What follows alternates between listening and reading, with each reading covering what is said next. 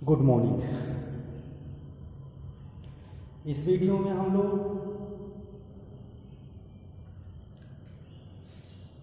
तत्व की संयोजकता के बारे में अध्ययन करेंगे। तत्व की संयोजकता का शाब्दिक अर्थ संयोजकता का शाब्दिक अर्थ होता है संयोजन करने की क्षमता। संयोजन करने की क्षमता मतलब एक तत्व कितने तत्वों से जुड़ सकता है, एक तत्व का परमाणु कितने तत्व के परमाणु से जुड़ सकता है। तो देखा जाए तो इसकी परिभाषाएं अलग अलग तरीके से दिया गया है। जैसे एक परिभाषा यह दिया गया है हाइड्रोजन के बेस पर, क्योंकि हाइड्रोजन का जो संयोजकता है वह यूनिट है, एक है। तो इस कारण जितनी संख्या में हाइड्रोजन किसी तत्व से जुड़ता है, किसी तत्व के परमाणु से जुड़ता है, उसकी संयोजकता उस हाइड्रोजन परमाणु की संख्या के बराबर होती है। जैसे परिभाषा में कहा गया है किसी तत्व की संयोजकता हाइड्रोजन परमाणु की वह संख्या जो तत्व से जुड़कर यौगिक बनाता है, वह संख्या है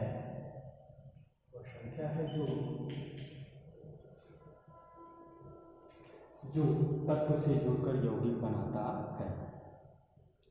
तो ये तो बात आती है, जैसे कि हमने कहा HCl, हमने HCl देखा तो HCl में Cl एक हाइड्रोजन परमाणु से जुड़ा हुआ है। तो हाइड्रोजन एक परमाणु से जुड़ा हुआ है, यानी हाइड्रोजन एक जुड़ा हुआ है, तो उसमें Cl की संयोजकता कितनी होगी? एक। वैसे NH3 में हाइड्रोजन 3 परमाणु जुड़ा है, तो नाइट्रोजन की संयोजकता 3। जल में ऑक्सीजन से 2 हाइड्रोजन जुड़ा हुआ है, इसलिए इसकी संयोजकता 2। ये तो आपके हाइड्रोजन के बेस पर संयोजकता का निर्धारण किया गया है। लेकिन आधुनिक समय में इसी संयोजकता को इलेक्ट्रॉन के बेस पर निर्धारित किया गया है। तो इलेक्ट्रॉन के बेस पर अगर निर्धारित किया गया है तो उसकी परिभाषा क्या होगा? किसी तत्व के परमाणु में उपस्थित सबसे बाहरी कक्षा में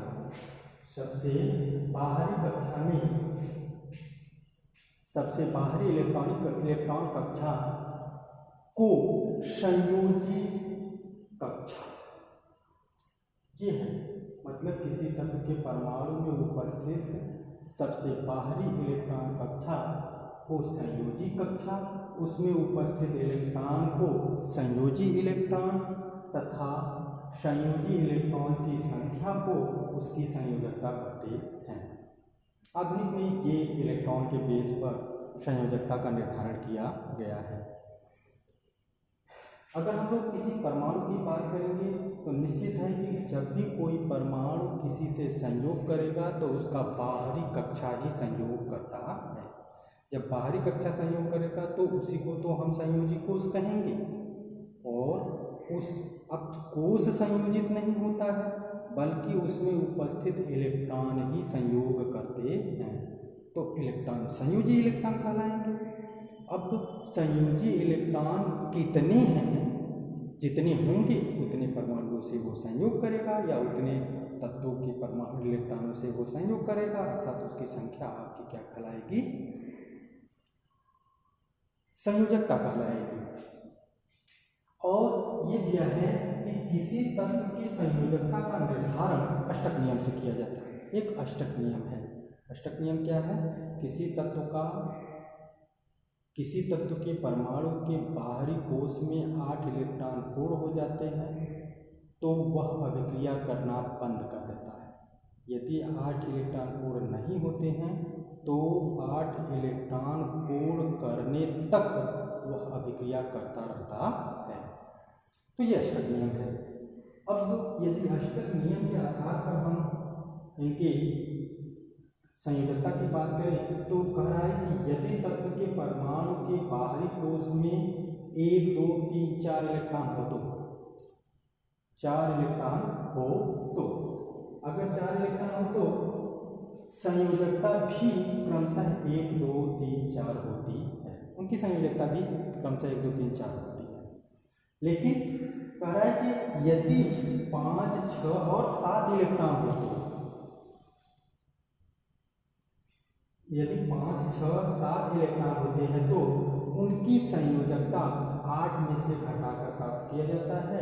जैसे 5 है, 8 में से घटाएंगे तो 3 हो जाएगा, 6 है तो 8 में से घटाएंगे तो 2 संयोजकता हो जाएगी, और 8 है तो इसकी 7 घटाएंगे तो इसमें से क्या हो जाएगा, 1 संयोजकता हो जाती है। तो इस तरीके से संयोजकता का निर्धारण किया जाता है। जैसे यह देखा जाए कि सोडियम का परमाणु क्रमांक होता है 11। जब सोडियम का परमाणु क्रमांक 11 होता है तो इसमें परमाणु क्रमांक के बराबर ही इलेक्ट्रॉन की संख्या होती है।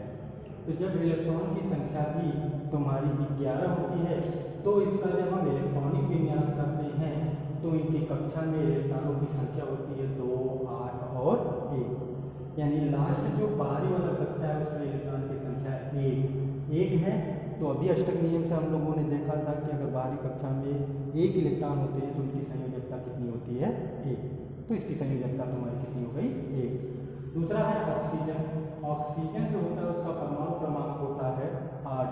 तो इसका मतलब है कि इसमें इलेक्ट्रॉन की संख्या भी कितनी होगी, 8। और जब इलेक्ट्रॉन की संख्या 8 होगी तो इसकी जब हम इलेक्ट्रॉनिक विन्यास करते हैं तो 2 और 6 इस तरह से इलेक्ट्रॉन कक्षा में वितरित होते हैं। 2 और 6 हो जाते हैं। तो जब 2 और 6 होते हैं तो इनकी संयोजकता देख रहे हैं, इनमें 8 में से 6 को घटाकर 2 प्राप्त किया जाता है। तो इसकी संयोजकता कितनी हो जाती है, 2। ऑक्सीजन की संयोजकता 2।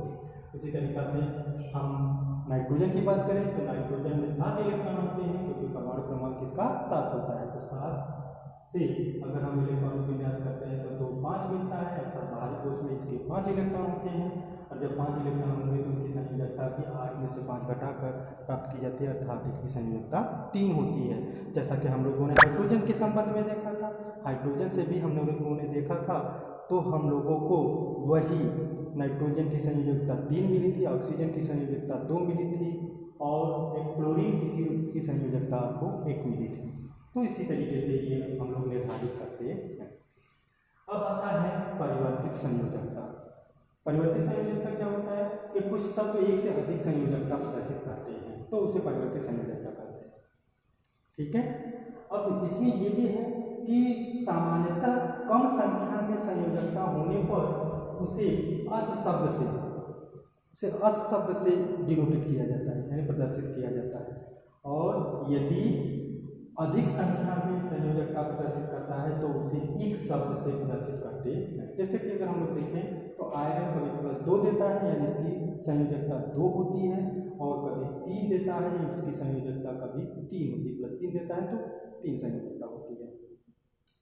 तो जब 3 संयोजकता, जब 2 संयोजकता होती है तब इसका जो यौगिक बनता है FeCl2, मान लेते हैं Cl से हमने अभिक्रिया कराया तो ये इसका यौगिक बना FeCl2। इसमें संयोजकता इसकी कितनी होती है, 2। तो इसके नाम में जो आयरन है उसके नाम में अस शब्द जोड़ देते हैं। अस शब्द जोड़ेंगे अर्थात इसका नाम होगा, आयरन को फेरस करते हैं तो फेरस क्लोराइड। ठीक है। और उसी तरीके से अगर हम +3 की बात करेंगे तो जब +3 की बात करेंगे तो इसकी संयोजकता आपकी 3 होगी, और 3 से जब हम कोई यौगिक बनाते हैं तो बनेगा FeCl3। क्लोरीन से यौगिक बनाएंगे तो बनेगा FeCl3। तो जब FeCl3 बनता है तो इसका नाम आप लिखेंगे, आयरन को तो फेरस ही लिखेंगे तो फेरिक हो जाएगा। अब अस के स्थान पर एक शब्द लग जाएगा, हो जाएगा फेरिक क्लोराइड। उसी तरीके से तुम्हारा कॉपर भी होता है। कॉपर 1+ प्रदर्शित करता है तो क्यूप्रस इसे अस शब्द जोड़ देते हैं, और 2+ प्रदर्शित करता है तो क्यूप्रिक, इसमें एक शब्द जोड़ देते हैं। तो इस तरीके से सामान्यतः बहुत से, जैसे मरकरी है तो मर्क्यूरस और मर्क्यूरिक, ठीक है। मैग्नीशियम है तो मैग्नस और मैग्नेट। तो इस तरीके से अलग अलग इक और अस शब्द का प्रयोग किया जाता है। जब उनमें कम संयोजकता होती है तो अस, जब अधिक संयोजकता होती है तो